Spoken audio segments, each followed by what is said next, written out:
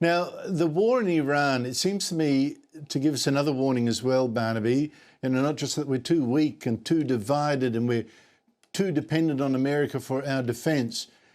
We're also too dependent on imports, and especially petrol. What kind of wake-up do you think that is? Look, and I brought this up as a question at the start of the week. It surprised me that I was the first. I thought that everybody would be onto it.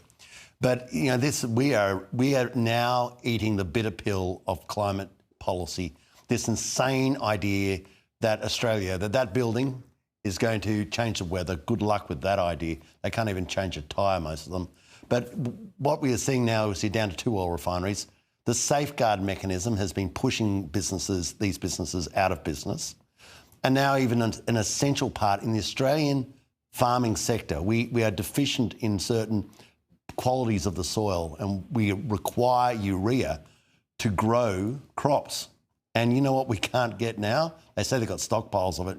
You won't be getting any urea in because in our desire for that building to change the weather, we shut down our urea industry like we're doing with the aluminium and the steel and the glass and, well, your coal-fired power stations, you shut all them down as well, and your oil refineries.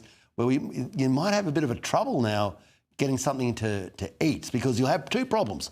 One is you won't have enough diesel if this goes completely to custard for there to be semi-trailers to move the product around, and it won't matter because there won't be much product to move around because we won't have one of the vital components of farming in Australia, which is urea.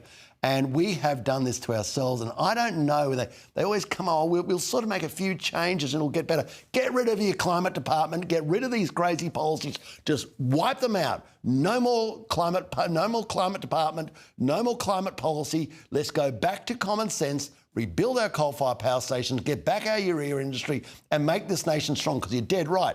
We have one policy at the moment. If it all goes to custard, the United States of America will save us. I've got to say, though, I was glad to see that the government has, well, I'm not sure about some co-investment sometimes, but it has given $300 million as a co-investment or encouragement to a company to build a urea plant near Karratha in WA. So we shall see that is actually good if it has done that, more useful than most of its other investments. They've got to build. They've got to build it. We need the. Well, we can't wait. I'll go out to Liverpool Plains. Don't worry, fellas. Just hang about for a few years. Urea's coming. You know, this is insane. And what we got? 24 days of fuel in Australia, and that's without a run on the product. Guess what's happening right now? You're having a run on the product. Yeah. Well, look, the whole thing should be a big wake-up call about being more self-sustainable. We were told this afternoon that the by-election for Farrer, that's the seat that was held by former opposition leader Susan Lee, who's now quitting. This by-election is going to be held on May 9. Your candidate will be chosen on the weekend. It's between 3 people. And I must say, I looked at it as they seem to cut above what we're used to get from One Nation candidates. There's a small business owner, Lee Walke. There's Guy Cooper, an agribusiness relationships manager with degrees in business and finance, and David Farley, the former head of the Australian Agricultural Company, who's worked in the US and Africa and the former Soviet Union as well. I mean, that's a fair range of talent, but it doesn't mean that if you don't win this seat, One Nation has proved it can't.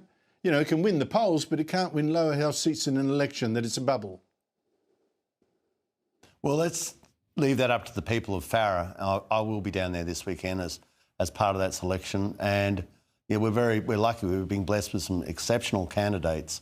There was over 70 people who applied to stand for the seat of Farrer. There is a change in the politics of Australia. It's like it's happened around the world. So let's put our best feet forward. This election is not so much a test of the dynamics of the new form of politics in Australia.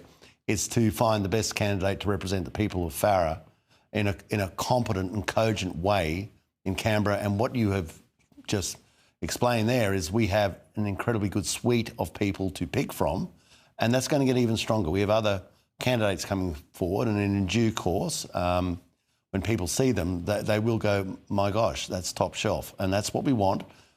because that's what this nation needs. But these people will have a clear philosophical compass. You won't need to. They won't be looking for the sensible centre.